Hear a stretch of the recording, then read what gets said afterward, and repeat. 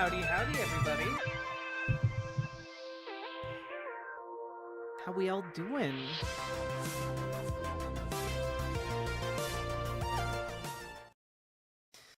I know that some of you are currently embroiled in the great streamer content slash drama war that is bubbling up now for some reason. So I hope you're all okay. Hope you know that this is a place we're probably not going to talk about that at all. So, um, yeah, it is trash. War, yeah, I have not invested enough time to know what's going on between like Keffels and Xander Hall and probably everybody else. I guess now people are claiming that Foreign Man in a Foreign Man was doxxed because someone Googled Foreign Man in a Foreign Land and he has published music under his name, so people found out his name. Yeah, there's like a lot of drama going on that we're just not going to talk about because it's probably dumb, and we'll figure it out as we go along. Boobs. Boobs, boobs, boobs, boobs, boobs. True. More boobs. Boobs. Boobs WA. Thank you for the tier 4 sub, Salmon Moose. That is incredibly generous of you, and I appreciate your support so goddamn much. And Metal Kitty Mom, I see you got a tier 2 sub at the beginning of stream. Thank you so much. I hope you're doing all right. I know that you took some time off. Hope you're centered a little bit more, you know. Boobs are winning America. Yes, boobs good. Boobs stay winning. Indeed. Indeed.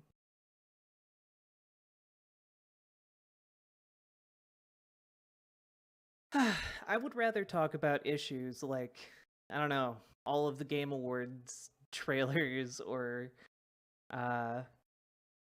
socialism or things that the far right are doing that's silly, funny, and or dangerous. Been feeling a little calmer, still crying a lot. Yeah, you let it all out.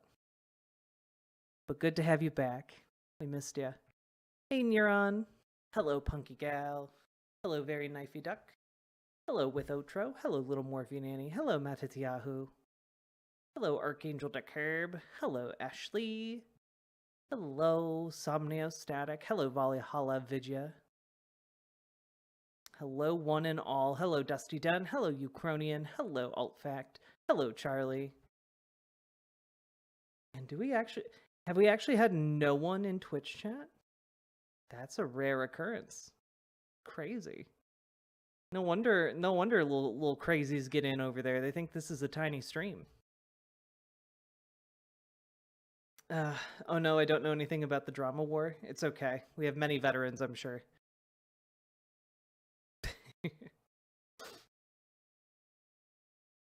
Hello. How y'all doing? You feeling better? I have been feeling better, but today I've been so sleepy. I've been so goddamn sleepy. Resubscribed. Ashley, thank you for the tier 3 sub. You wonderful being, you. I really appreciate it. And coming up, I think maybe like the first week of January, I'll be taking off of streaming just because I've got some other work I need to focus on. That's been on the back burner for a while, and just life has kept coming up, and like my streaming stuff has kept coming up. I need to like take some time off of this work to focus on that work, you know? So first week of January, probably not going to be streaming. If I do, there'll be little gaming streams. What? It's just the first week. I'll still be uploading content. It'll be okay.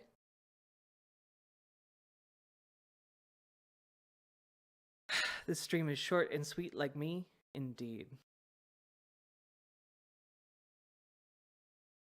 All right.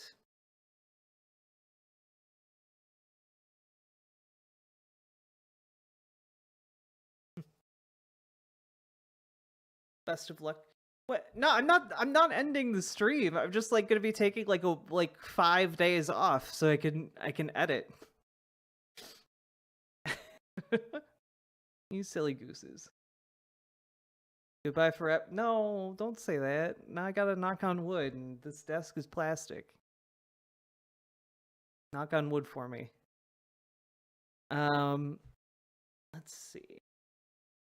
We need 9-hour video essays a la Keffels. I mean, I feel like I put out 2, 3, 4, 5-hour video essays. I feel like as far as like a small time streamer goes, I put out like a shit ton of content.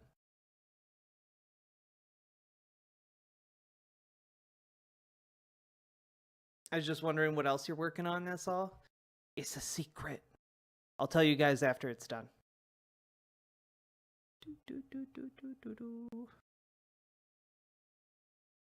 It's true. Just today we had a 2-hour-long segment go up. More content, Dance Monkey Dance. God. I really want to get away from the stream every day thing. Yeah, it'd be... I feel like I have a lot of restraint in streaming just 5 days a week, but it'd be really nice to get down to 4. You know? Just for my sanity. Surprise no site streams? Maybe. Oh god. You silly gooses. Appreciate the content. This time of year, all my listening habits are out of whack. Well, that's okay, Dusty. I appreciate you wanting to watch and listen. Okay. Let's just start with silliness, shall we? So, as you may or may not know, there's a political party in America called the Republicans. And they've just been going absolutely crazy. And just as like a little palette teaser, we're just gonna watch this 4-second long video on a loop a couple of times for funsies.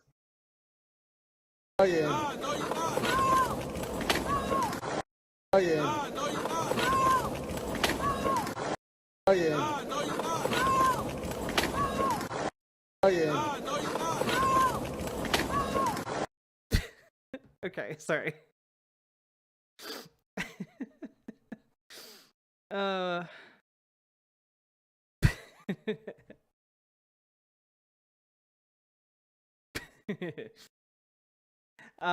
Anyway, yeah, they've been falling flat on their faces for like the last week and a half straight. It's pretty incredible to see. Basically they're going cray cray. The MAGA heads are going just absolutely berserk right now, following news that Trump may not be on the ballot in one of the states. Just tonight, another state, Maine, has said that Trump is not going to be on the Republican primary ballot, and the fervor is kicking up, but it's pretty funny. It's pretty funny. Like it's just nonstop these weirdos talking about how like talking nonstop as if like Trump from the ballot.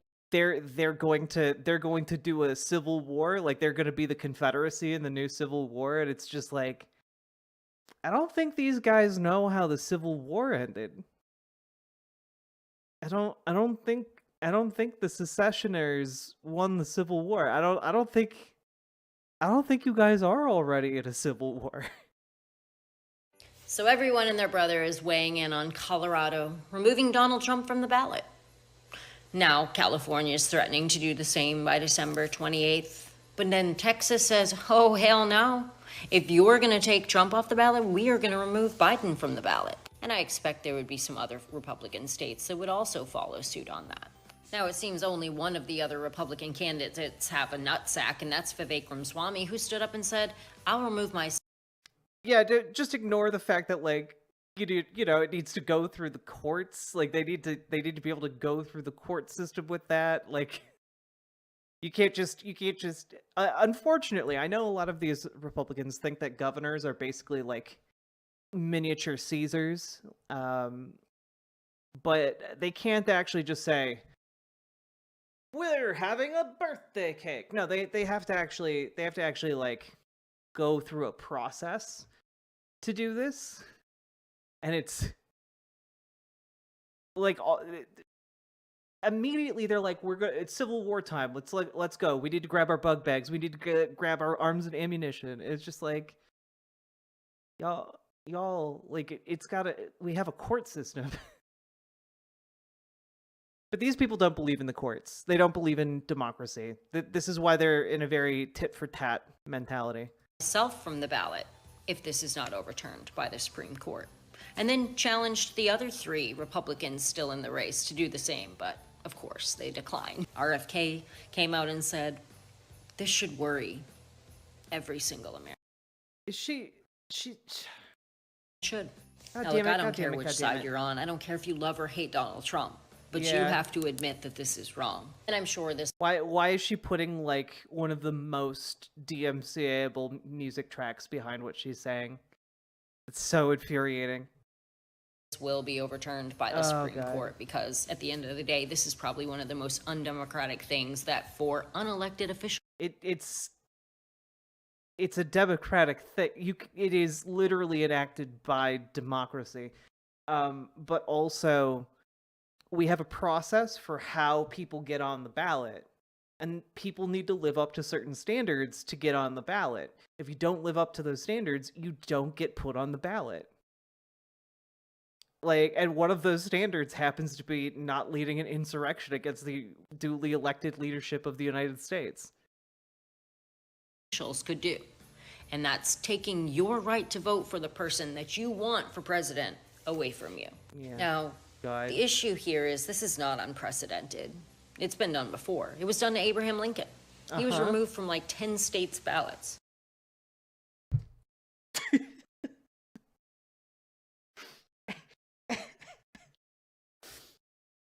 When yeah, he was removed from their ballots when they when they seceded from the Union. Yeah.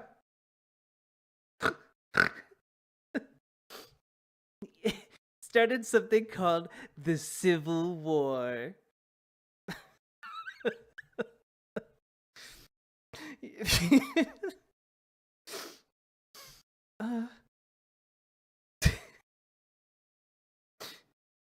Of course, he still won. But guess what followed a year later? The Civil War. So I was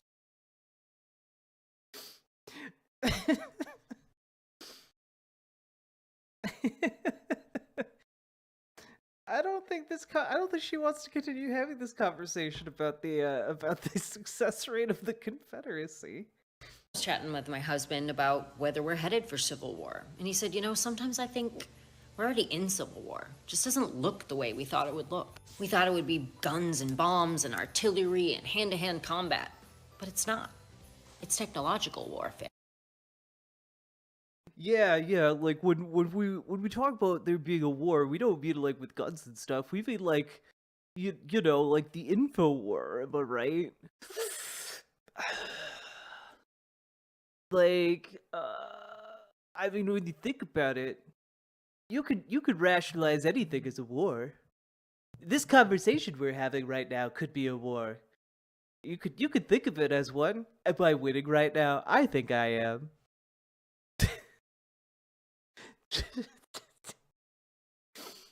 I just no, Karen. When they talk about like the United States being in a civil war, they mean with actual bullets, you dipshit. They mean with actual like violence, not like metaphorical violence. It's not like a metaphorical civil war. There. Which reminded me of General Flynn's book that I read, which is all about fifth-generation warfare. Saying basically they will erode the moral fibers of our society from within without ever firing one single shot. How will that be done? Social media. What's the first thing we do? Take to these apps to spread hate and dox one another every single day. Man, it's pretty crazy that that's the thing she thinks people are doing on social media every day instead of like,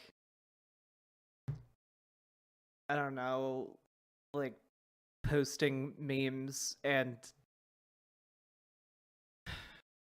I don't know, looking at asses. I don't have the answer.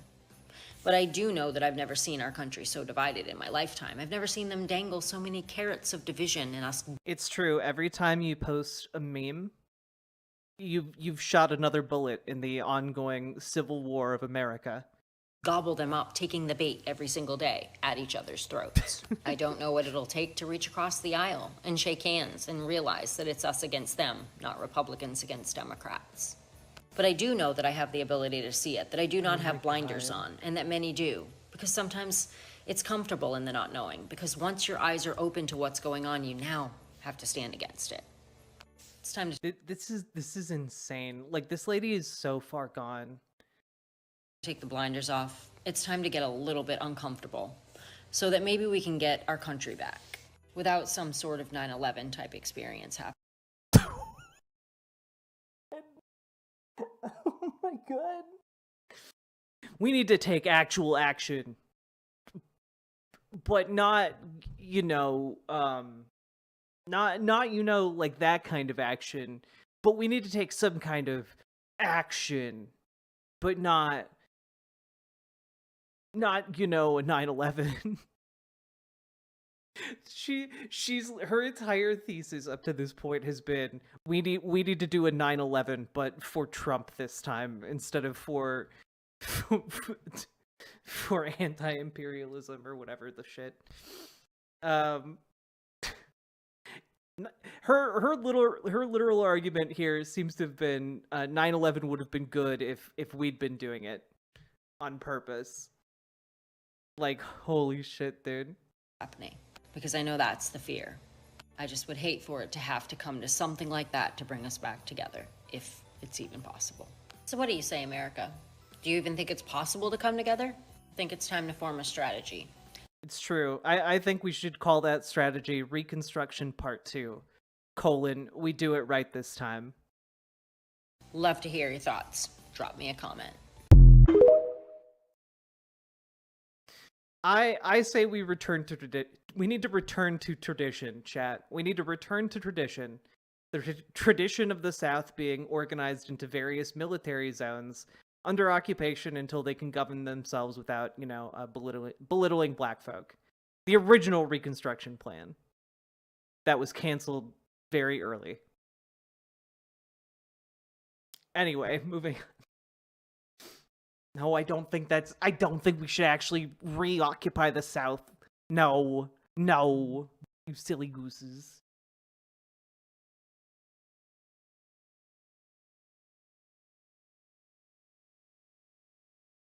Beep boop.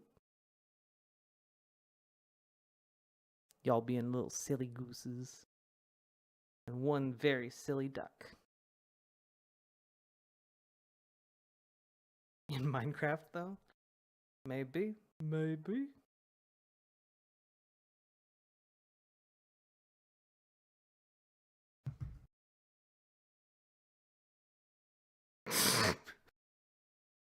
Oh no, Paladin, please, no. Don't post stuff like that. Oh god, but I am remembering Jidiox arguing that if they're really at risk of enacting terroristic violence, you're justified in killing all of them. That's not me arguing that, that's a Zionist. God. That conversation was infuriating. Oh, Metal Kitty Mom, I would pay top dollar to see a QAnon special version of Survivor.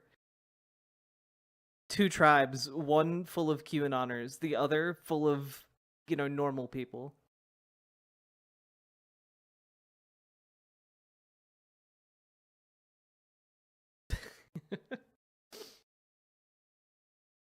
They would die. I don't think the show's producers would let them die. I don't think they've done that yet.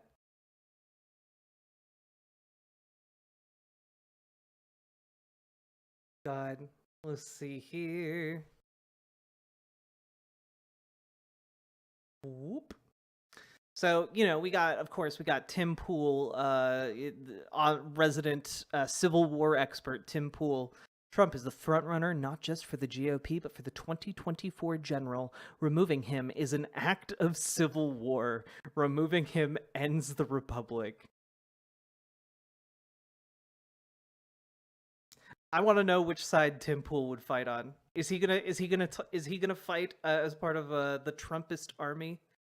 The Trumpist army of the Republic?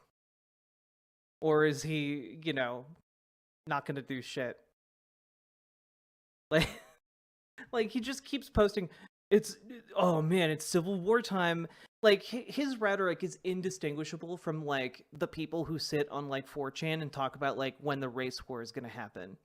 You know, they like sit around being like, yo, I just saw this video of like a black kid mugging a white kid.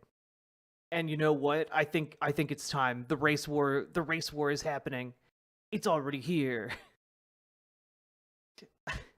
Anonymous, you know Tim Pool isn't cool enough to skateboard onto the battlefield. You know he wouldn't do that.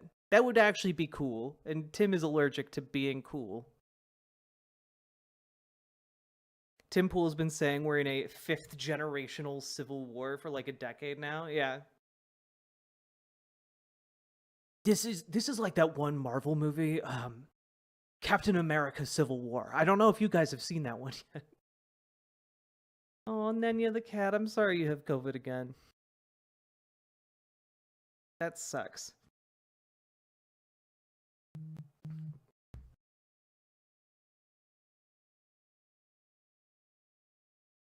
Gotta turn off the vibrator on my phone. May have missed you mentioning it, but no, oddly enough, Charlie, that is another story we're going to be talking about shortly. Don't get ahead of yourself here. Just subscribed. Welcome, Anonymous. Also, just to take the opportunity to take a little pot shot at Tim Pool here. Dude's been on vacation supposedly, but he's just been posting nonstop transphobic nonsense. And it's just like, you know, oh look, it's a before and after meme. You looked so different. And like, oh wow, like trans people, this is the actual pandemic from Garbage Human account. And apparently the actual pandemic is trans people. Now notice that the rhetoric from the right has just been embracing kind of the gays are a plague, a social disease, a social sickness, if you will. And that probably means nothing. Definitely don't look up something along the lines of, I don't know, Nazi Germany plague. Don't, you know, probably don't look that up if you want to just continue thinking these things. At least Garbage Human is self-aware. I doubt it. But Tim Pool says, women suffering enough to want to be a manlet. It must be really painful. I feel for them. And it's just like,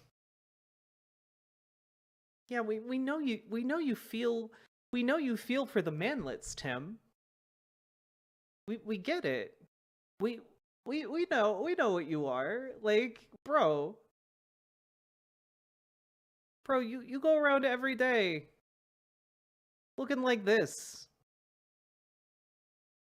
Like, you have to surround yourself with other successful people to convince people that you're, you know, somewhat relevant and cool.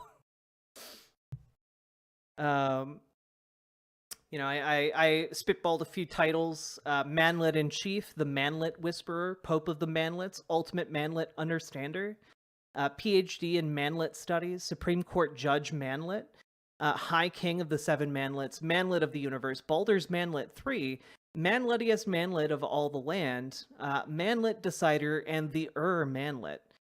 Because, like, dude is stunningly unimpressive. And I just realized we hadn't actually shown this on stream, but there's now video of Tim Pool having his hat stolen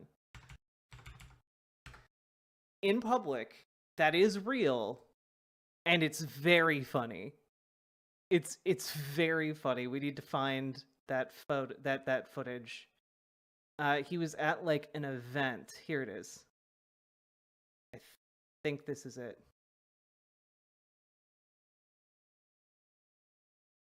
Nope. Ah, damn it. It's just a still frame. Do, do, do.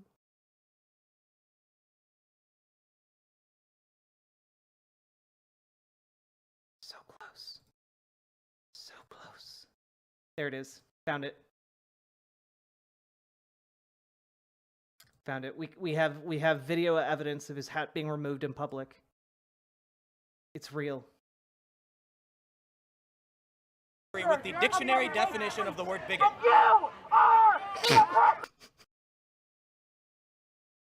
Just this guy just never thought he'd get this far. He didn't think he'd be so successful. Alright, have a good day. Bro, you come near me ever again, you won't have any teeth. You understand that? I understand. Don't fucking touch me. Come here. You wanna know why I fucking wear the hat? Yeah. So these motherfuckers can't fucking recognize me when I'm on the street.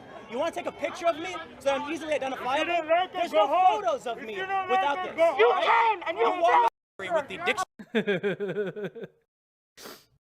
Is he that insecure? Yeah. Well, you know, it's either he's that insecure. It's either that he's that insecure, Superjet Guy, or he is 100% correct.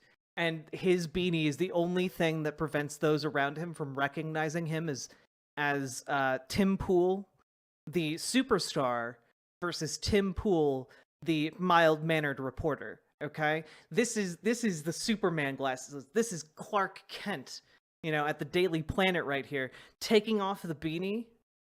It shatters. It melds two worlds together. The mild-mannered Tim who goes on his way to the supermarket, and then the on the street journalist Tim walking the beat. I'm Tim Pool. Love me. He's arguing people won't recognize him with the beanie on. Yeah, no, he's arguing that if he takes the beanie off, they'll be able to recognize him because he deliberately only wears the beanie when he's on the job, and he claims that when he's off the job, he doesn't wear the beanie so that people don't recognize him. So I guess if anything, his baldness, it's not the beanie that determines whether he's Clark Kent or Superman. It's the baldness. It's the publicly facing baldness. It's such a weird, convoluted attempt to save his own ass here that it's honestly shocking. It's very, very funny. His baldness is his kryptonite. It's what returns him to being merely a normal man. Also, let's be real here. Tim Pool threatening to punch his teeth out when, like, this dude is clearly bigger than he is.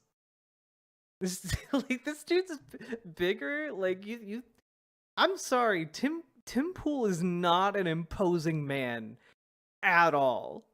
At all. God. Touch my beanie again and I will swing on you is a very mature way to handle the situation. Yeah, no kidding, right? No kidding. And it's worth noting that really the only person that makes his beanie weird is Tim and his obsession with wearing it. It's not weird to wear like a beanie. It is weird to feel like you need it 100% of the time. That is weird. You see the moment in the video where he sizes the guy up and then backs down? Definition of the word bigot. You are the oppressor! Alright, have a good day.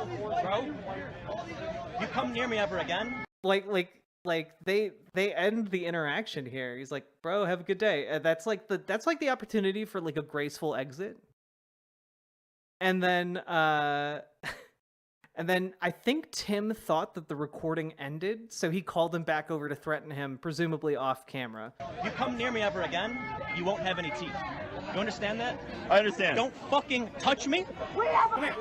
You wanna know why I fucking wear the hat? Yeah. So these motherfuckers can't fucking recognize me when I'm on the street. You wanna take a picture of me so that I'm easily identifiable? There's no photos of me without this. You can, and you. Okay, so just real quick. So he has the beanie on here, right? He's in Tim Pool mode. But I have a very pressing question about this interaction, okay? And I need your input on it, chat.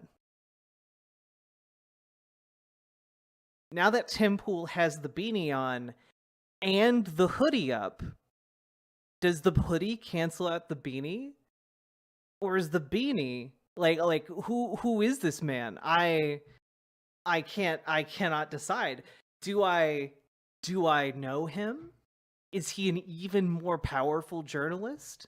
Like, is he basically Sherlock Holmesing his way through life when he has the hood up? He had to bolster his power. It's Super Saiyan Journalist 2. Indeed. He puts up the hood and he's suddenly in stealth mode. Who? Yeah, I mean, who? Suddenly we have a new character enter this scenario. Who is this man? The hoodie's like an invisibility cloak.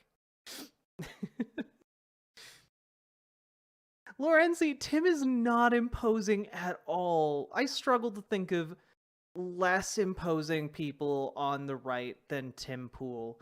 Maybe Ben Shapiro, but I think Ben Shapiro is actually tall, right? I think like he's like, what, 6 foot? Am I right about that? Ben Shapiro height. Oh, he's 5'9". That's pretty average.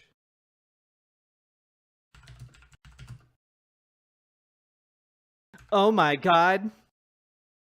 Nope. Chat.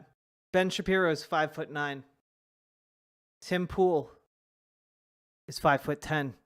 Oh my god. All right. How tall is Tim? I'm 5'8", and I'm taller. Am I taller than Tim? You know, in his heart, he's 5'10". In reality, I don't know. If he's 5'10", I felt like this guy was like 5'9"-ish. But like he's like hunching over. Tim Pool has short man energy, okay? And I don't mean that as a knock on short men, but I think there's a difference between a short man and a short king.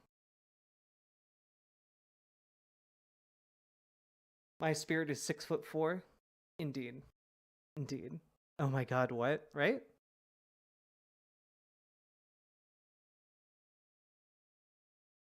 He'll mock anti-fascists for masking up, but he's proving exactly why we do it. Well, he's trying to use the same logic, but in a much less applicable situation. 5'10" with the beanie, though? Oh, when he takes the beanie off, he shrinks? Oh, god. I'm a literal duck, and I wouldn't be intimidated by Tim Pool. God.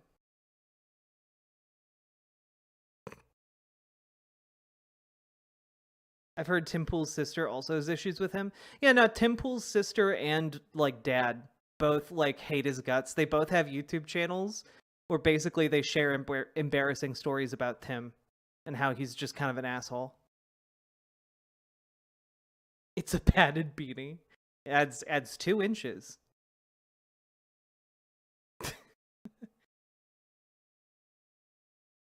So anyway, I just thought we'd stop at that. Because, you know, he's not the only one. He's not the only one on social media these days basically talking about how, you know, the Civil War is coming. Here's Libs of TikTok. Shanna Bellows just removed Trump from the ballot in Maine. Apparently, Americans only have a fundamental constitutional right to vote as long as they're not voting for the most popular candidate on the opposing side. Shanna Bellows is most definitely not a democracy hero. She's a democracy zero. And I just want to pause real quick to note that Libs of TikTok has negative Riz. Negative Riz. Like, I can just see her sitting there typing this, and it's just like, she thought she had a winner here. She thought she had a winner here. Like, I don't know, maybe she just got done watching the animated Hercules and like the musical number 0 to Hero. Like, just finished playing, and she thought of this this amazingly inspired line. God. It's funny to hear non-Latin people talk about height. I'm Salvadorian. On the short side at 5'2", I've been called tall. Ooh, Monica G. I live in Minnesota, and basically any man under 6 foot tall is considered short. It's insane. It's insane. Didn't Shia tried to hit on Taylor Lorenz?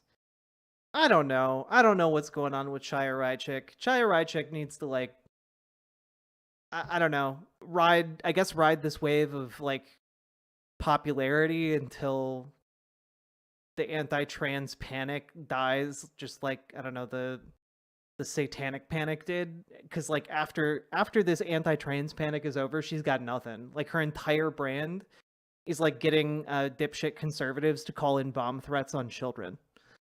Like, that's her brand. Like, she literally used her Libs of TikTok symbol edited together with a bomb as her Twitter banner.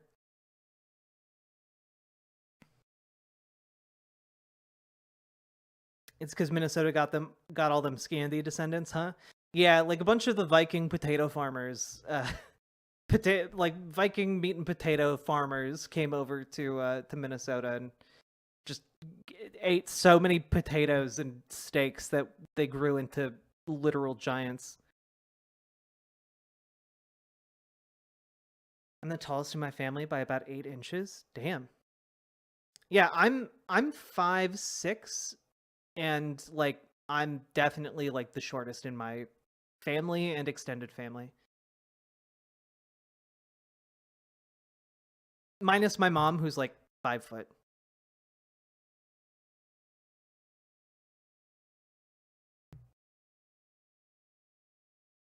Can we watch her Rizless Tucker Carlson interview? I don't think I got that in me tonight.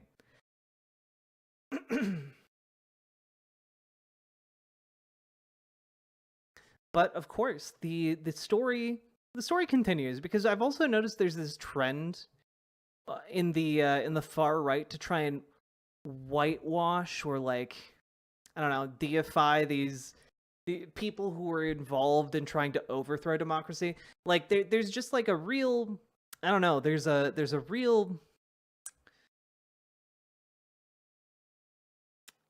what's the word I'm looking for? Impasse. There's a real conflict between the faux concern about American democracy, and at the same time, these same accounts are pushing things like, this is Joseph Biggs.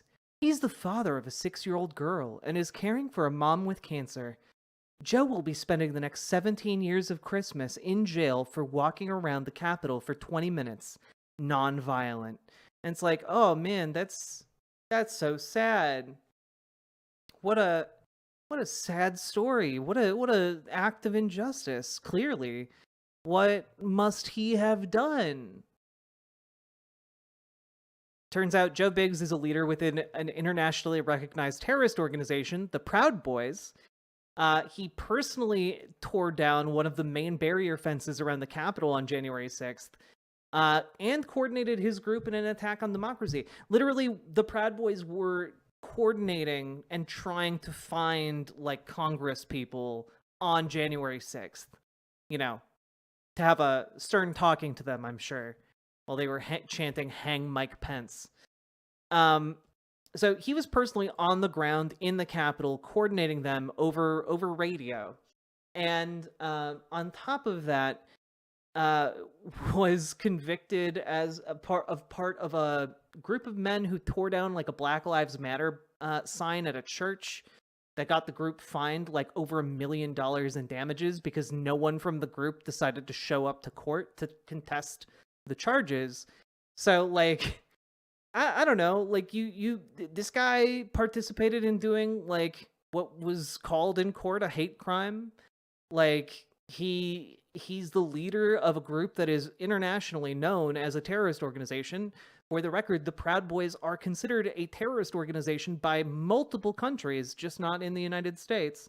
And there's a pretty significant evidence that was presented in court that like he and his fellow people were attempting to, overthrow democracy. He even filmed a video on January 6th, looking straight into the camera and saying, January 6th is a day that will live in infamy, which, is funny because he clearly didn't know what infamy meant. It's like that scene from The Three Amigos where they're like, oh, when you're infamous, it means you're more than famous. Like, he used it like that. Infamy is not a good thing to be... That's not good. That's bad, actually. I mean, he was right, but he was definitely not meaning it in that way. God. Yeah, anyway, this is the party of personal responsibility. Interesting. Or like this lady. Rachel Powell. I am a mom and grandmother with no criminal history. Have lived like this since #J6. The box on my ankle holding me inside the house, unable to live. In 13 days, the government will force me to endure a 51-month sentence because the last 3 years of confinement means nothing. Let it be clear that the United States government holds people in confinement and no representatives or judicial branch cares. There is no time limit to how long they can hold a person like this. This is not America. The Constitution is dead. What are you going to do about it? Like, okay, a couple of things. This absolutely is America. Like, under Republican administrations, we've become the most, like, the country on earth that imprisons the most people. Like, the highest percentage of our population lives in prison. So it is very much an American thing. The Constitution isn't dead. It's very much alive, and you're kind of being charged on the wrong end of it. And also ending this with, what are you going to do about it?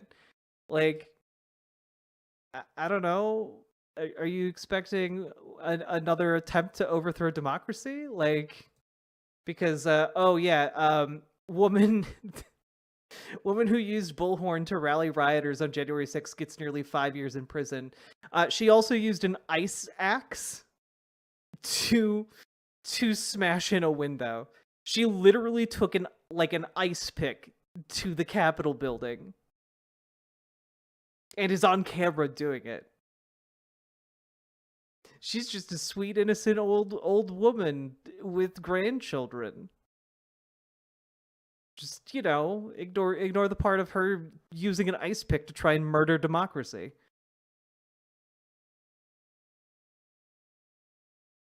God. Also, do these people just don't seem to understand that, like, when they read you your Miranda rights, anything you say can and will be used against you in a court of law. That can continue to be used against you after you go to prison. Like, if you're posting this stuff as you're going to prison, you're not going to be getting out on good behavior. Because they're going to look like, oh, the last thing you tweeted before going to prison was we need to take, like, essentially calling for violent action to be taken against the state.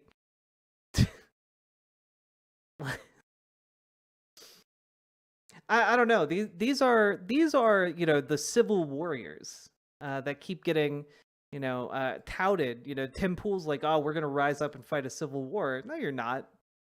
You know how I know you guys aren't gonna, the conservatives aren't gonna rise up and do a civil war. You know how I know that? Because right now, this is the thing they care about the most. Right now, the entire right is currently in like a weird meme war over a conservative calendar.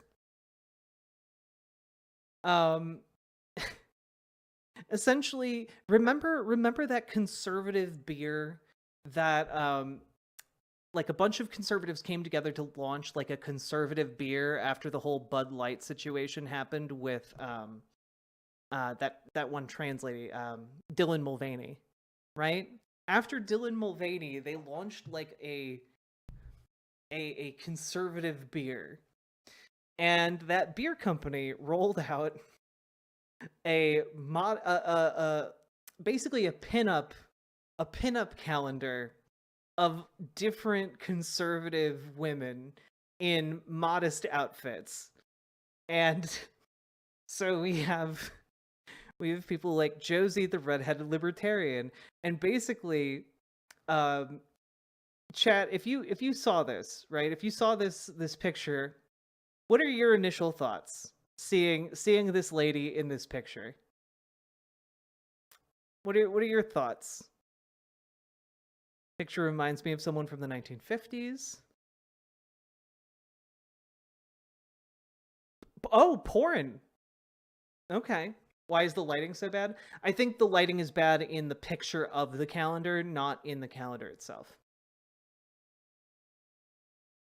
Women of America. So when I see this, I think like, I don't know, like a slightly more nicely dressed Flo from Progressive or something, you know? But apparently a bunch of people are looking at this and being like, wow, Josie, what a slut. You're basically posing as a porn actress. You're a pornographer now, redheaded libertarian. For those of you who don't know, redheaded libertarian is a lady who appears on Tim Pool's show. And so like people have been fighting the libertarian wing of the conservative movement in America. Basically, the evangelicals are finger pointing and calling her a slut whore, and the libertarians are like, "What are you talking about? This is fine. This is just traditional values." I just thought Jack was gonna say that I am a libertarian socialist. There you go. I am also the redheaded libertarian. I made that joke on Twitter already, though. You ever see that 1950s meme that satirized trad culture where the grandfather was like, yes, I have seen that meme before, yeah.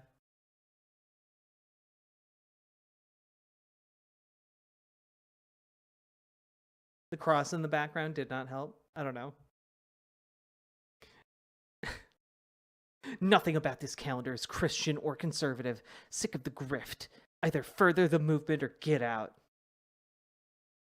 I'm confident and proud of my body, and I have a higher view of my body than to cheapen it for random men's pleasure to affirm my confidence. This is former press secretary Jenna Ellis, by the way.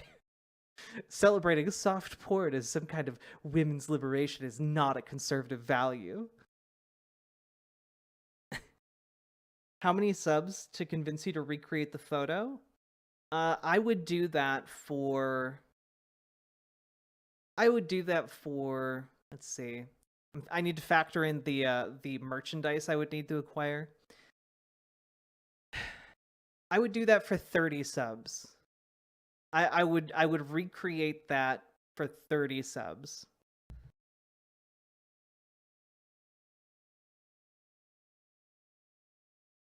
Because I would need to get the apron.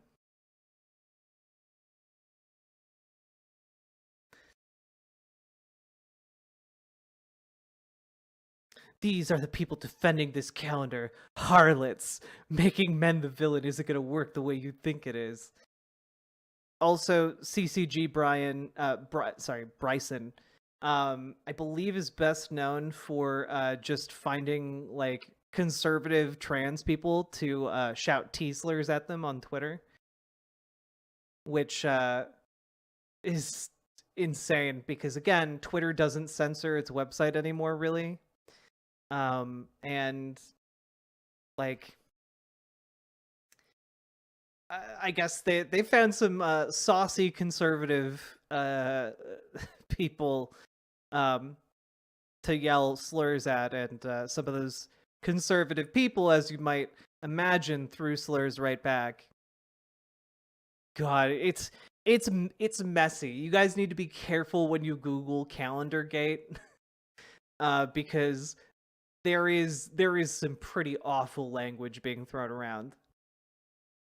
Bryson Gray thought he was a manga comic until he couldn't make any money at it. Mm-hmm. Yeah.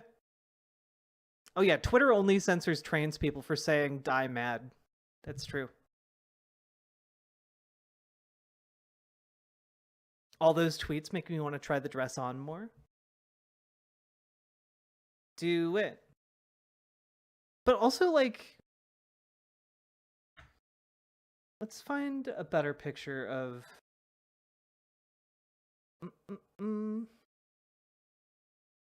Oh, here's a better picture of some of these.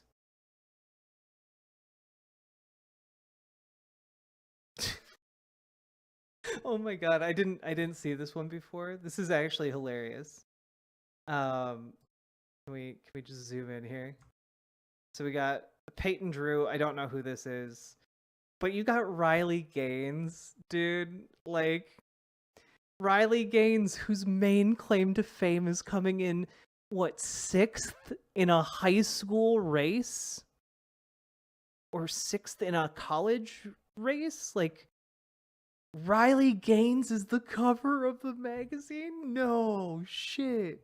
She got tied in 5th place. That's her main claim to fame. God, what a bunch of losers.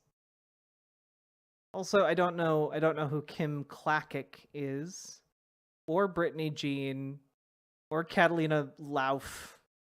I know Ashley Sinclair is like... I actually have no idea what she does other than post on Twitter.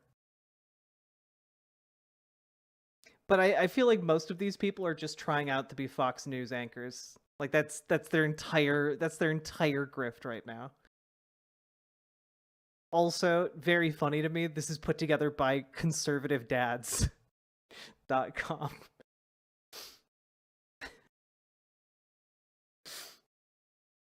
Just traditional man. Just traditional innocent man. Anyway, honey, plop your ass right into that sink now. Alright. There we go. They couldn't even get 12 different girls. Wait, did they have to I have not looked into this enough. Did they have to reuse models for different months? Because that would be really fucking funny.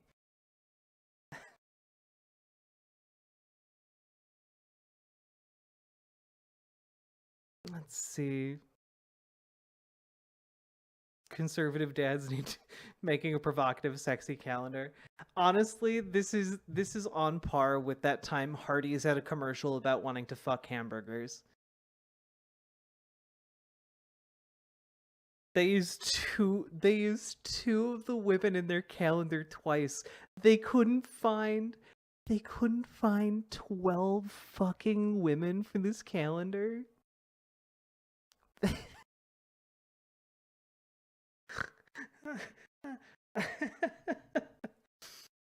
Kim Clackick is on OANN. She ran for Elijah Cummings' old seat, got destroyed by Kwesi Mafune by 40 points.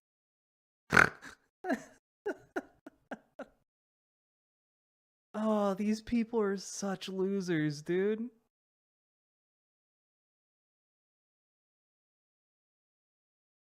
Nice Corvette, though. I mean, it's alright. It's an alright Corvette.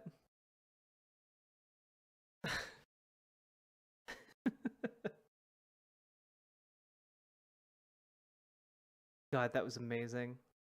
Thank you for going down this this rabbit hole with me. Who the hell is Kim Clackick? I just talked about her. Catalina Lauf ran for Illinois' 11th seat and got beaten by 13 points by Bill Nelson. So these are literally just failed conservative candidates for office. It's just a calendar full of losers. Amazing.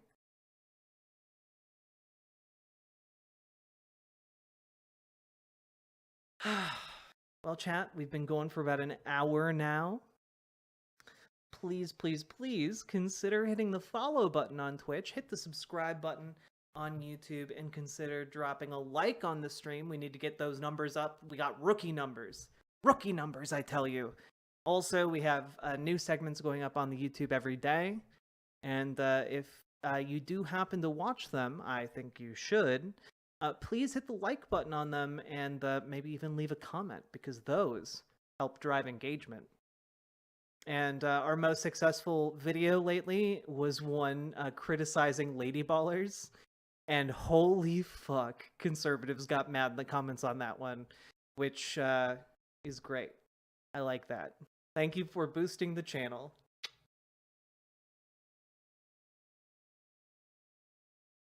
Brittany Jean is just an Instagram thought. She runs the Young Republicans in Tampa Bay. Gotcha. I hit the thumbs up. Thank you, Dusty Den. And folks, consider also dropping some subs or donos, because without them, I will die.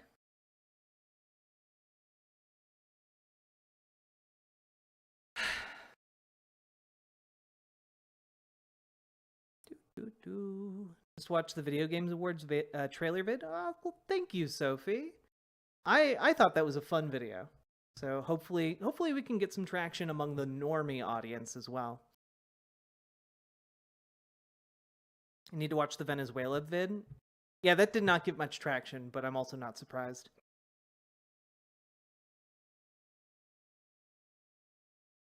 Oh my god. There are more of them? Oh. Ashley Sinclair got used again. There's Bethany Bartlett being the cringiest person at the personal gym. There's Riley Gaines again. Sarah Gonzalez. I feel like she's famous for saying the N-word. Then you got Dana Lash, because you gotta rope in the 60-year-olds who have a crush on, a 40-year-old woman. Yeah. Did they replicate the Dylan photo? They did. They had Ashley St. Clair dress up as Dylan Mulvaney, but look worse. like that the entire time she was doing this shoot, she's like, I'm gonna do Dylan Mulvaney but better. And it's just like, you literally look worse. Because she was just doing it herself for fun, and you had an entire goddamn crew.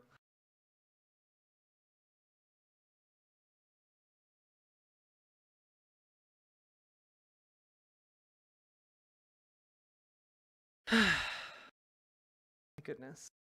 Absolute silliness. Yo! It's been a minute, Jack. Rock the BWA. Ashley! People. Thank you for the 10 gifted tier 1 subs! Rock the BWA. The BWA energy just shot off the charts. God damn. Thank you so goddamn much, Ashley. Oh, Sarah Gonzalez is famous for calling a black Democratic candidate a hood rat. Okay, so I wasn't far off.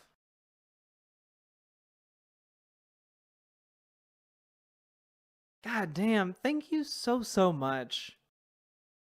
Yeah, that's the thing. People, I don't want to sound mean, but I think Dylan Mulvaney's main appeal isn't that she's hot.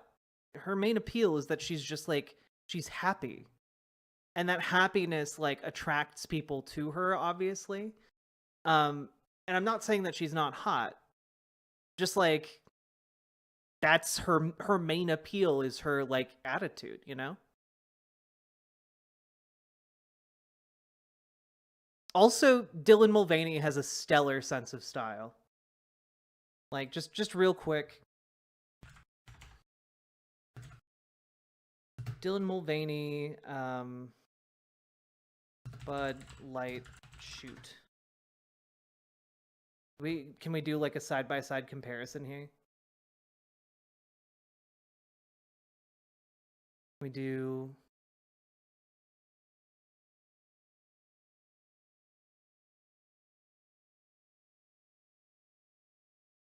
yeah, we'll just watch the full video here. Hi! Impressive carrying skills, right? I got some Bud Lights for us. So, I kept hearing about this thing called March Madness, and I thought we were all just having a hectic month, but it turns out it has something to do with sports. And I'm not sure exactly which sport, but either way, it's a cause to celebrate. This month, I celebrated my day 365 of womanhood, and Bud Light sent me possibly the best gift ever, a can with my face on it. Check out my Instagram story to see how you can enjoy March Madness with Bud Light and maybe win some money too. Love ya! Cheers! So, like, by the way, this is what has now had, like, a hate campaign go on against her for, like, the last year. But, like, first of all, she accessorizes, and she does very, like, the accessories work with her outfit. 2, she has a more interesting face. Like, she's doing a performance here, you know, for the camera, and like emoting aggressively, and like that draws people in. That's an important part of being like a performer, which is what she is. And like this is not it. I'm sorry. Like which would you take? Like Dylan Mulvaney in a non-professional shoot? Like she's just shooting this on her phone in her apartment. Like this, she didn't have a makeup crew and like lighting experts and like a photographer. Like this is like trying to be like, yeah. I bet I looked much better in this shot, and it's been like, you know, edited with like the entire Marvel special effects department behind it.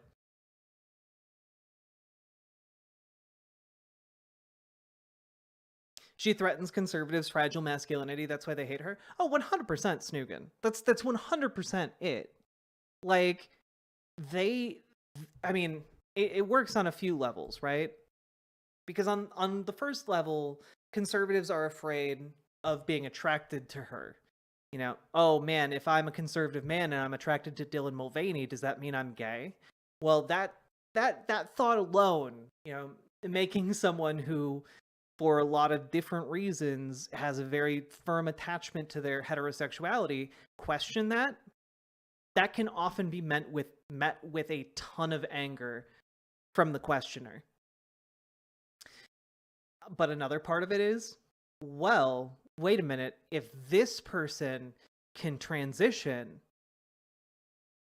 what does that mean about my gender identity? And for a lot of conservative men, their entire identity, the entirety of who they are, is built off of what they have in their pants. It's built off of having a dick and balls and like being tough and strong. And if they see anything that contradicts that, that can be a threat, because it forces them to maybe consider the possibility that being a man is, you know, can incorporate a wider range of being, you know? Like, oh, wait, maybe being a man does mean I can cry in front of my loved ones. Maybe being a man does mean that sometimes other people can take care of me. Maybe being a man means that, like, you know, maybe if it can be malleable in that way, maybe it means that like if somebody was born with like and like got like a vagina and boobs, maybe that person can also be a man. And that is like way too threatening to conservative masculinity. That is way too threatening to them. Because it basically means like they either have to rethink the entirety of who they are, because again, they're who they are is built off of, you know, heteronormative tropes, essentially. Or they have to reject this idea in the strongest possible terms. Like it puts them in between like a rock and a hard place, essentially. And a lot of them would prefer to murder anyone who makes them think differently about themselves. Like that, that sounds hyperbolic, but no, a lot of people, when presented with a threat to their identity like that, react with extreme violence. You know, this is why you get cases of like men who are on the down low, like meeting up and having sex with like a trans person, and then like killing them, essentially. It's because they recognize that having had that experience with a trans person might be a threat to their identity. Like the Brandon Tina story? I don't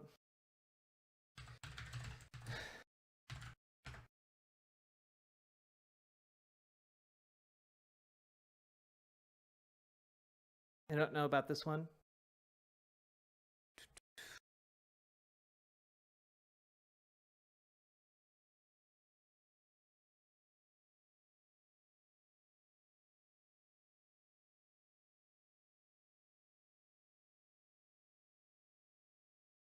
Okay. 1993, Brandon Tina was arrested for forging checks. His like co-conspirator, I guess, Tisdale, used money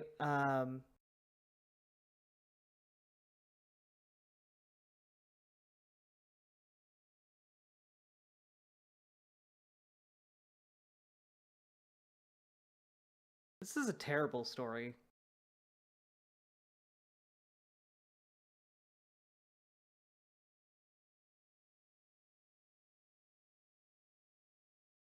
Okay. So, yes. So Tino was arrested for forging checks. His girlfriend, Tisdale, used money from her father to pay Tina's bail.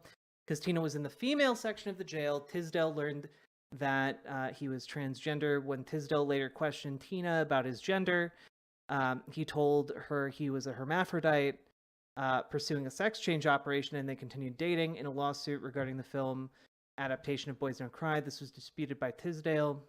Tina's arrest was posted in the local paper under his birth name, and thereupon his acquaintances learned that he was assigned female at birth, which then led to his rape and murder.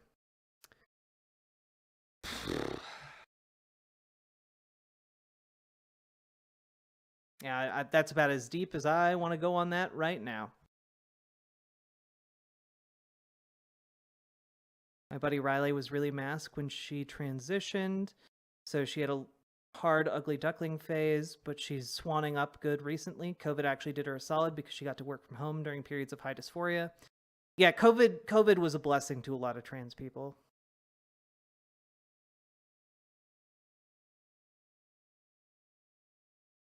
Good evening, Squayatolo.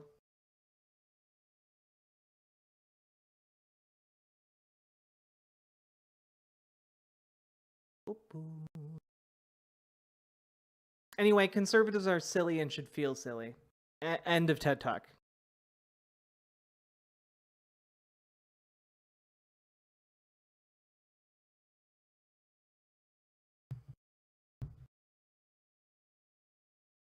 Okay. Real quick, I wanted to talk about this because I saw it make headlines like last week, but I only really looked into it today. But a new research paper was published by the IPPR in conjunction with a research tank called Commonwealth. And it talks about greedflation. Now, for those of you who don't know what greedflation is, basically it is the idea that, in part, what fuels inflation is stores upping their prices, businesses upping their prices in order to blame inflation for the price increases while actually pocketing a larger profit. And then they sit on that money for years and years and years, and like it doesn't circulate in the economy, causes inflation. It's not good. It's basically inflation caused by corporate greed. Yes. So the study is called Inflation, Profits, and Market Power Towards a New Research and Policy Agenda by Karsten Young and Chris Hayes. And basically, and for the IPPR, Institute for Public Policy Research. So they're basically, it's a left-leaning think tank and a left-leaning think tank. So, caveats for that, I guess, if you care about that. And essentially, there were a lot of people earlier, this year and last year, talking about how inflation was being caused by greedflation, or at least in part to greedflation, right? And this study set out to figure out exactly, is this happening? Is this, meaningfully happening, right? So let's take a look real quick.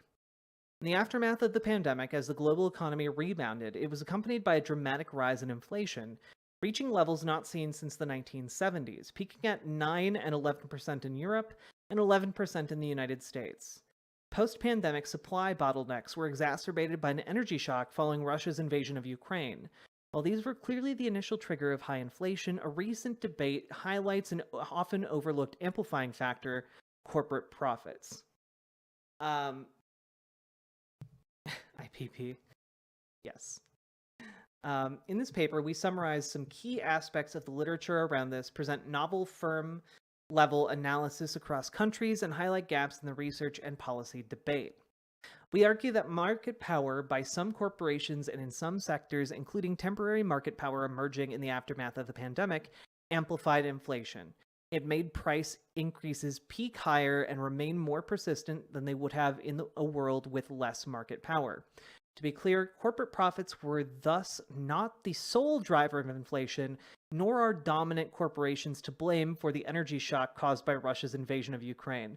Which, I just want to pause here on this caveat, because, I don't think anyone would have said, especially post-pandemic, that corporate profits are the sole driver of inflation. Because, again, our economic policies during the pandemic had knock-on effects that caused inflation. But no one was saying corporations were the only ones causing inflation. But I think corporations are a larger force than people might realize, which is what this research points towards.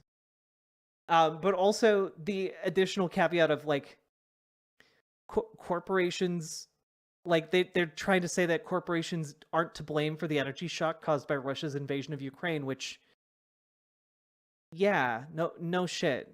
I don't think any of us thought that. But okay. But we argue that their market power exacerbated the fallout, and that this is not sufficiently captured in the prevailing macroeconomic debate or in workhorse models. We also highlight that, unlike what seems to be commonly claimed, profit margins do not have to rise in order for profits to contribute to inflation. In an energy shock scenario, if costs were equally shared between wage earners and company owners, one would expect the rate of return to fall as firms do not increase prices fully to make up for higher costs. And wage earners do not fully keep up with inflation. But this is not what happened. A stable rate of return, for example, as seen in the UK, suggests pricing power by firms, which allowed them to increase prices to protect their margins. Market power wielded by dominant firm, which, by the way, to break this down, basically private company, like what we would have seen if like the inflation and like the shock to the market was born equally, we would have seen profits fall and worker wages struggle to keep up with the inflation rate, right? But we didn't see that happen. Instead, we saw that a lot of these companies had stable rates of return, which means line go up, or much larger increases to profits, in which case line went up a lot. So that's something to keep in mind here. Market power wielded by dominant firms, so the nascent literature shows, makes supply chains less robust, cause price signals fail, and lead to macroeconomic tools being less effective at fighting inflation than they would otherwise be. So essentially here saying that dominant firms, like if you have these pseudo monopolies that we are kind of finding the world economy hanging off of the world economy like hemorrhoids off an asshole, they weirdly enough make the economy a lot less malleable. Who would have thought? We stress that more needs to be done to tackle market power and its large economic costs, because again, having market power in the hands of these firms on the level that we're talking about comes with large economic costs. Again, there are lots of different costs that are borne by society. For example, when somebody goes to jail, there's a cost to society of that person being in jail. When someone is given a home to not be homeless, there are costs and benefits to society, and like all things. And so there are costs and benefits to society for market power to be centralized in these colossal firms.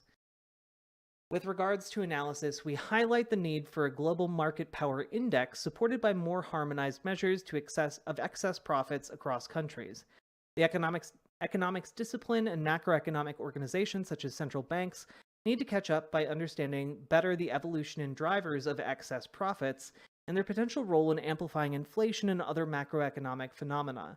As the Bank of England's Jonathan Haskell says, we need a, quote, behavioral model of wages, prices, and their interaction with monetary policy, unquote. This needs to include dynamic consideration of how firms protecting their profit margins can amplify external inflation shocks. And basically, they're trying to say, well, this is what we need to do. We need to coordinate across central banks to have like a coordinated approach to this excess profits problem, because it is causing a problem. It's causing it's causing and driving to a greater degree inflation. With regards to policy, we propose two major shifts. Firstly, as we argued in Hayes and Young, there is a need for a global approach towards taxing excess profits. The Economist magazine estimates that these to be at $4 trillion. According, by the way, this is not taxing revenue. This is taxing just what is classified as excess profit, meaning like companies leveraging their market share to be able to price gouge their customers. That would be called excess profit. And basically, The Economist here is arguing that there is around $4 trillion in excess profit to be taxed. And I just want you all to take a moment and think about what $4 trillion being taken from the largest companies on Earth and like redistributed to actually like help people, like what that could actually do, because that's a lot. That is a lot of money.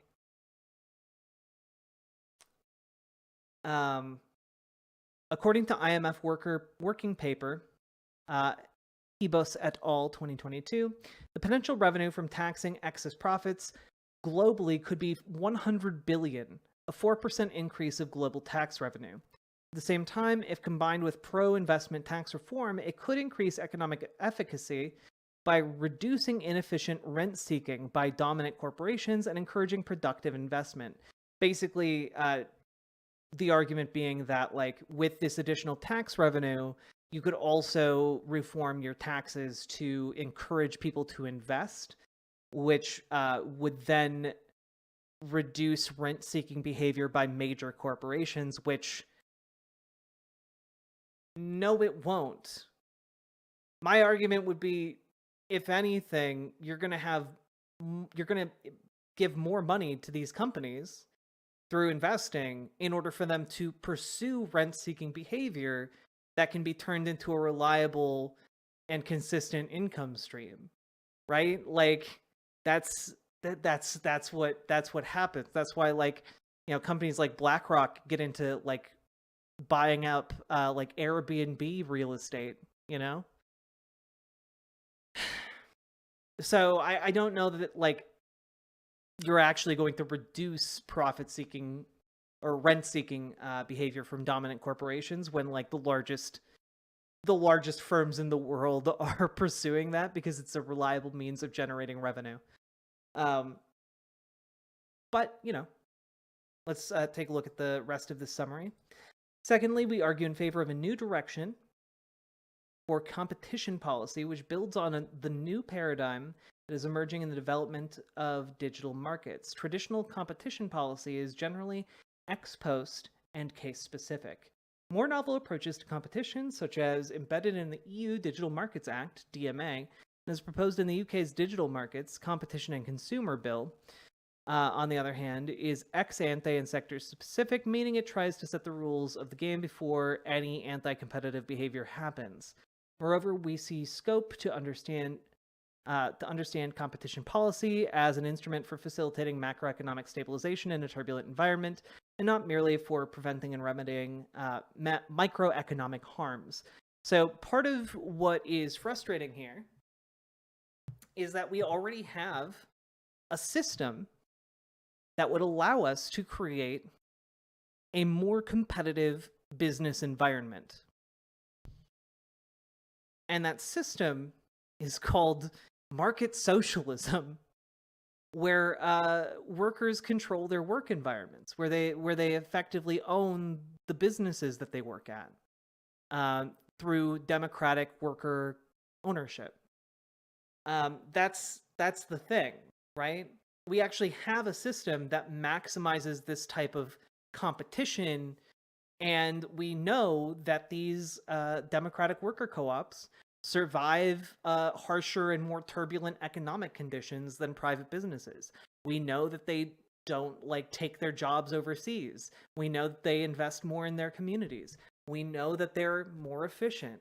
We know that people who work at them are happier. We have a business model that we can help to, you know, make more commonplace through various business incentives, rather than trying to play this game of setting rules for a marketplace that will inevitably be undermined when these firms, you know, congeal together and accrue power and wealth capable of buying political favors. So, like, democracy in the workplace is the solution to this that they're looking for when they're talking about these problems.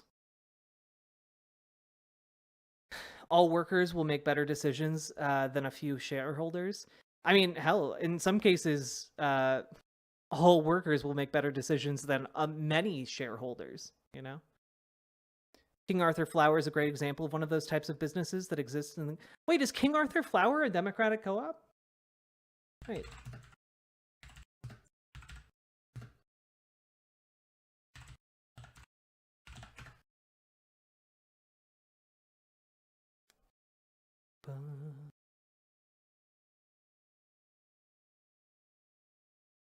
It's employee owned?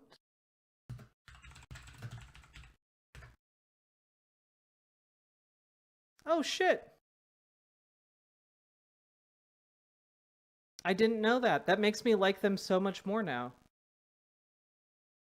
I do buy flour and baking stuff from them. Why employee ownership matters. We went from 3 owners to more than 300. Shared ownership lives at the heart of everything we do. And this is from 2018. It's 2023. This company is still going strong. Still going strong as hell. This is based as hell. What would it look like if companies were truly transparent? Also, I believe King Arthur Flour is one of the oldest like flour companies in America. Like, they've been around forever. What would it look like if companies were truly transparent? Shortly after Rosie Wawrzyniak joined King Arthur, the company had a bad month. The leadership team got in front of the whole company, explained the situation. Flour prices were rising, a distributor canceled an order, and sales would likely take a hit. Rather than worry, Rosie celebrated. Quote, "This is amazing," she remembers thinking. What other company is this transparent? Armed with facts rather than rumors, and real financial statements rather than vague generalities, everyone worked together to figure out how the company would bounce back, and it did. Departments innovated, the distributor signed on again, and the company kept growing. This open book approach to leadership is a core tenet of King Arthur. After all, the leadership team wasn't just talking to its employees, it was speaking with fellow owners. See, this is the fundamental difference between a privately owned business and a democratically owned one. They were speaking to the people who owned the company together. Transparent sounds good. It's confusing being a worker. That's true. But part of why being a worker is so confusing with Otro is by design. It's because when your workers don't know as much, they don't have as much ability to band together, you know? What does syndicalism mean to you? I've talked about this on my stream before, Superjet Guy, and I basically... It can look like a lot of different things.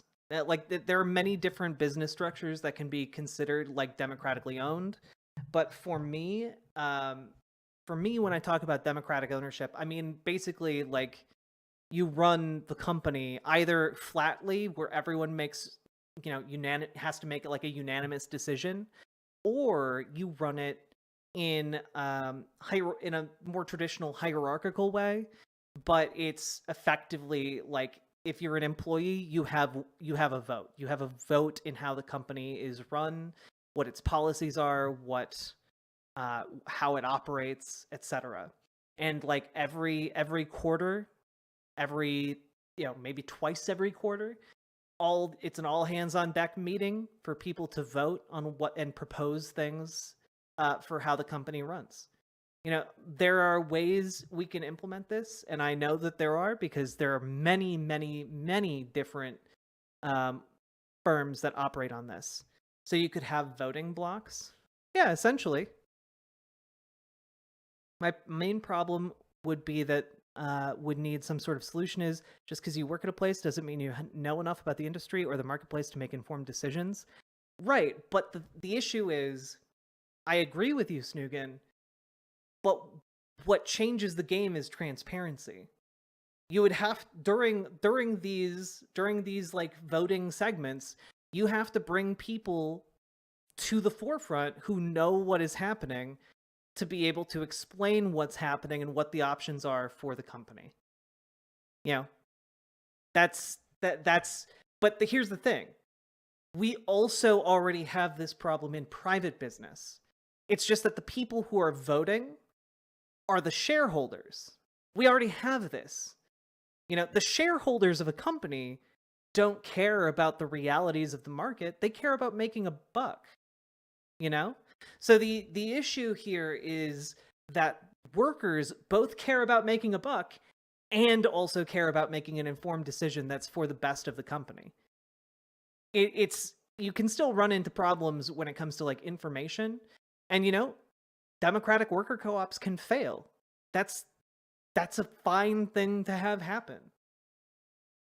But the argument here is not that no companies will ever fail again. It's just that it will be better than what we have now.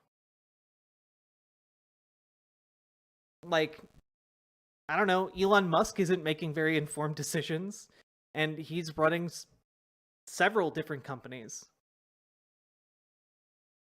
Yeah, your shareholders aren't talking to your customers. Your shareholders aren't working on the line. Your shareholders aren't doing shit. So, like, this is, if that's a problem in democratic worker co-ops, it's exponentially more a problem in our current mode of production right now.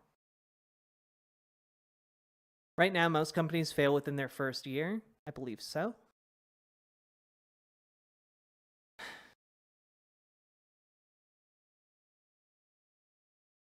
And also, yeah, I mean, like, if the problem is, well, you wouldn't have properly informed voting blocks, well, then why should we have democracy in America? You know? There are a lot of voters who are considered low information voters. Many people don't even vote. Why bother having a democracy at all? You know? And the answer is, well, the democratic process has issues, certainly, but the solution to that is informing the people voting. You gotta inform people voting, and I think that it's in the business's best interest to inform their voters.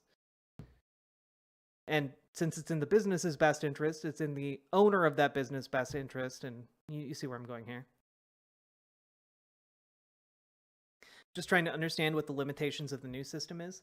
Well, sure, I think fundamentally that there would be like some limitations for sure. It doesn't solve all the problems. The only thing I will argue when it comes to democratic co-ops is what the research shows. The research shows they're more efficient, they're better for the local economy, they're better for the workers. Workers are happier at them, they get paid better at them, they have more input on how the company runs, and they survive bad economic conditions much more readily than private businesses. So, like, overall, oh, and also they're incentivized not to, like, lie on their taxes, you know, because transparency. So, like, there's a ton of incentive for us to want to encourage a world where there are more democratic worker co-ops.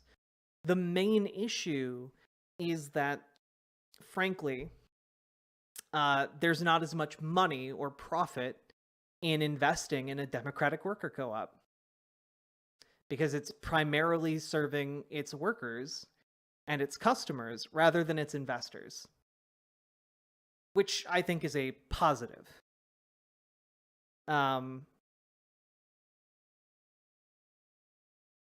So let's read a little bit more about King Arthur Baking.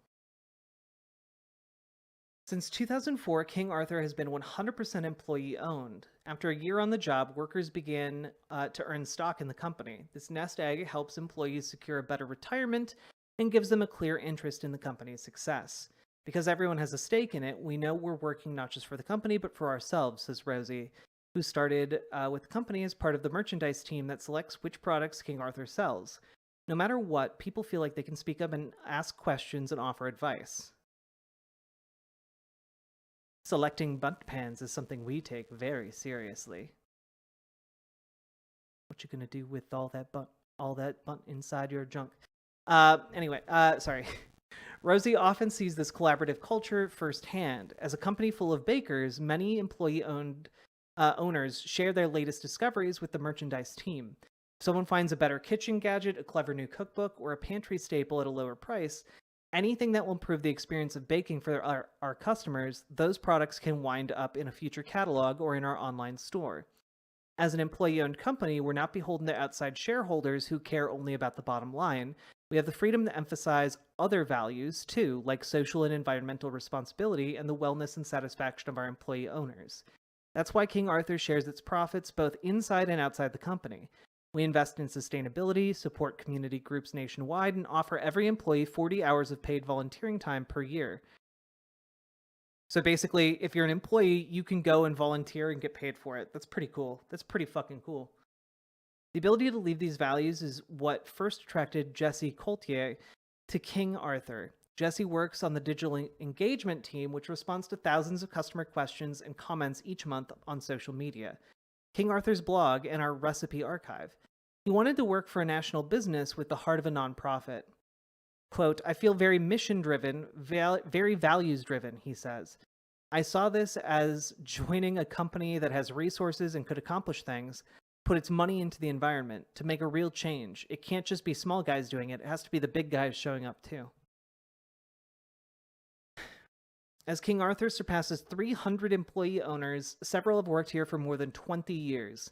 Even among younger hires, turnover feels very low, says Jesse. He sees many people his age hop from company to company every few years, but at King Arthur, they tend to stick around. It's not like no one here looks at other options, but I do think that employee ownership creates a different mentality and a different incentive, he says. I think people feel more empowered to shape their future here, to be part of something that is considering them, their well-being, and their career. I mean, like, this is what we could make commonplace across America. When we talk about like the death of like small diners or what have you, like, imagine how many cool small restaurants could like live and thrive if like their employees actually had an investment in like the outcome of the business, you know? Is this Robin Hood Foods? No, this is King Arthur Baking. Julie Porter sees that solidarity play out every day. Starting with King Arthur as a member of the warehouse team, she observes people swoop in to help frazzled or frustrated coworkers and rally together during life's bigger moments. Somebody on the team gets breast cancer, she says. Everybody comes together and rocks pink for an entire week before a surgery to show that we're here to support her. That happened in the warehouse last week. Inspired by King Arthur's culture of employee ownership, Julie joined the New England chapter of the ESOP Association. The group acts as a resource for employee-owned companies, works with lawmakers to explain the impact these businesses can have, and encourages other companies to join the movement. These jobs are not going to be sent overseas when it's an employee-owned company, adds Rosie. That's why politicians, no matter what side of the aisle they're on, they always support employee-owned companies. You know, people really care about getting meat from happy cows or happy chickens. Why would you not want products from happy people? Customers benefit when they're getting a better quality product from happy people. And yeah, workers also work more efficiently when they give a shit about their workplace.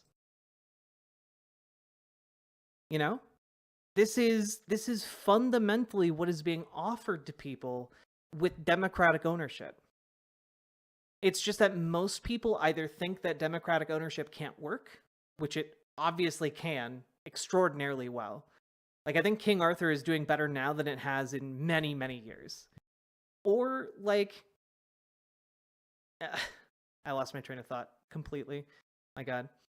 I see there's a company in the UK, I think they're called Robin Hood Foods. That's a worker co-op. The owner made it one this year. Well, and the other thing is, like, it has to, I feel like it needs to be a certain type of worker co-op, right? Because if it's a worker co-op that doesn't involve workers in the decision-making of how the company runs and exists, then it does not have the democratic control over the workplace. Like, it's not just the money that needs to happen, like the better pay. You also need to give employees agency. It needs to be both things. Without those things, it is not a democratic worker co-op. Might be like some form of worker co-op, but it's not democratic. So let's get some more democratic worker co-ops, huh? Hey, Ms. Drizzlin. I will be right back. After these messages. After these messages. Thank you, Ms. Drizzlin. And folks, hit the follow button on Twitch. We've been going for about 2 hours now. Hit the follow button on Twitch. Hit the subscribe button on YouTube. Hit the like button on the YouTube stream. And consider dropping some subs or donos. Sponsors? No. I'm just asking you all for the lovely, lovely, delicious money. The money that I need to live.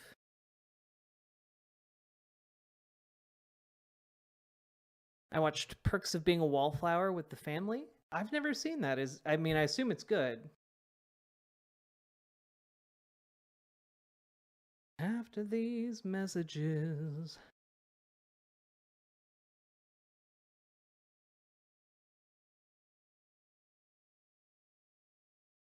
Boop-a-doo-doo-doo-doo.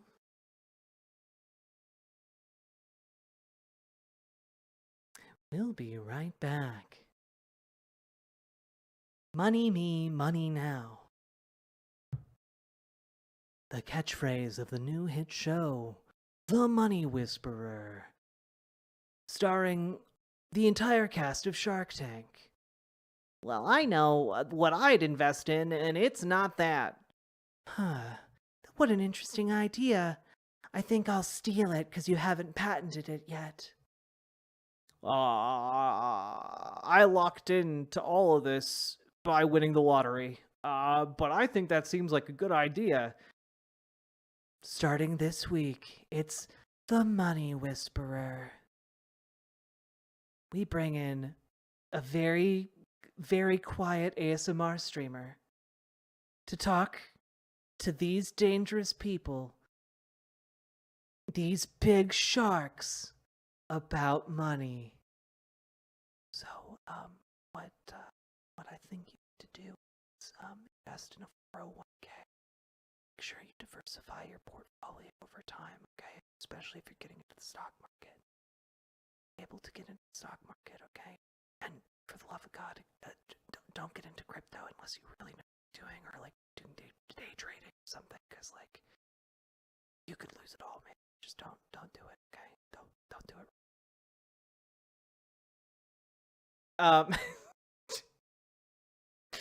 It's okay. Stop. Starting this this week on Tuesday night at 12:06 p.m. It's the premiere of The Money Whisperer.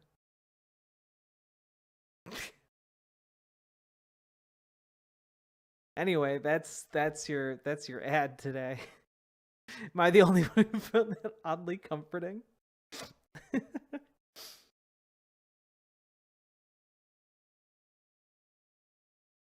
What a weird time slot. Well, you know, it didn't get the full half hour of billing. They had to put in like a sham WoW infomercial before that.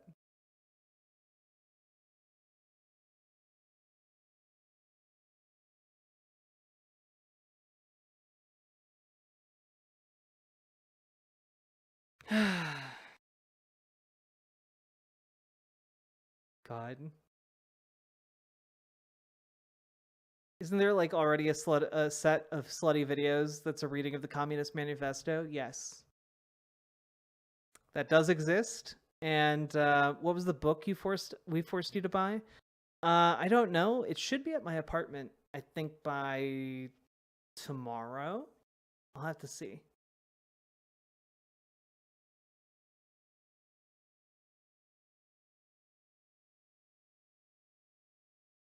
And then maybe I'll have to do like an ASMR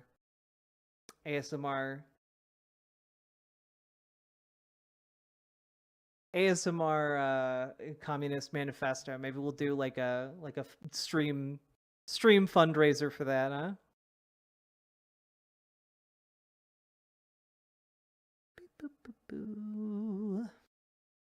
Billy Mays here.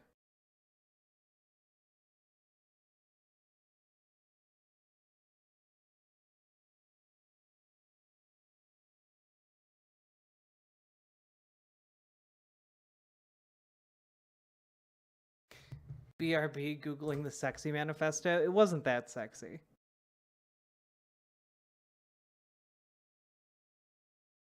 Can we have a quick ASMR demo? Maybe if somebody donates like 2 subs. Hey, Zoomy dear.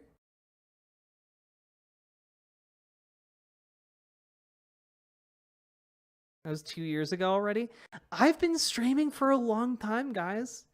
Some of you have been subscribed to me for over 4 years now.